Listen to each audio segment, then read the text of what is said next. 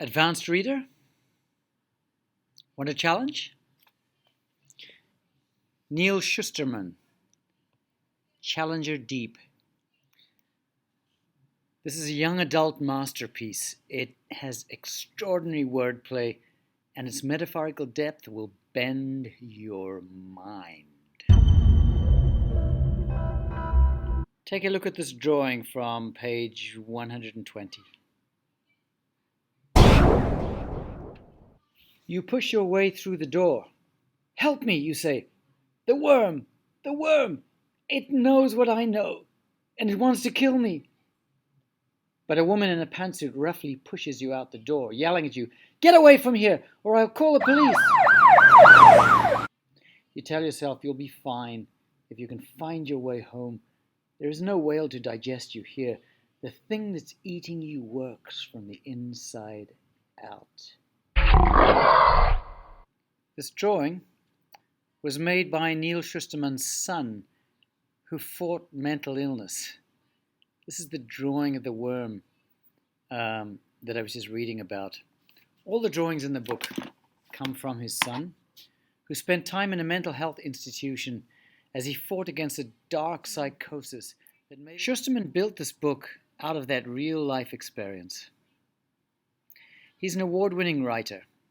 Bruiser, the Unwind series, Everlast, you might know those. There's a new book called Scythe that's about to come out. In this one, different plot lines weave together.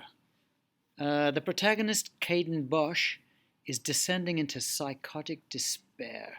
He's moving away from a grasp on reality into a black vortex of hallucinatory depression. This is shown in two ways. One is the real story, as he moves into an institution and he's treated there with therapy and with medication. The other is a parallel story of a journey on a boat headed for Challenger Deep, which is the deepest part of the Marianas Trench, which is the deepest point on the planet. Caden Bosch is the ship's artist. He's documenting the journey with images, but he's conflicted between his allegiance to the mad captain and his attraction to a growing mutiny by the crew of the ship. Slowly, we start to realize that the characters and the events on this wooden boat heading out to the trench parallel the characters in the mental institution where Caden Bosch is being treated. Here's an example of how that works. The heavens are different out here, he says.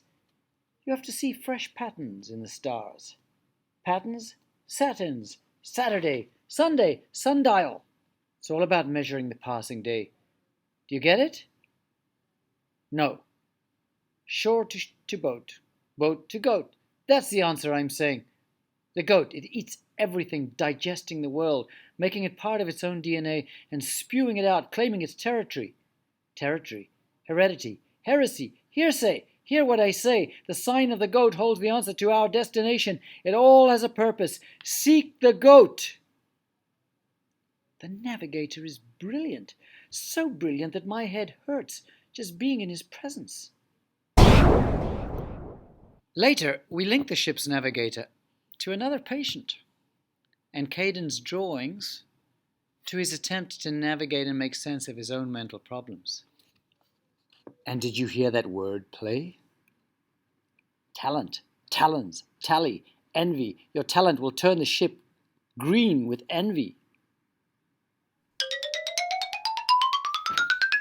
So, one plot line is a giant metaphor for the other plot line. It's a fictional response to something very real and hard that happened in the author's own life. It makes us think about people getting lost and struggling to find themselves. Even as a fantasy, just as a story about traveling down, down, down into the core of Challenger Deep, it's kind of mysterious and dark and terrifying and storytelling at its best.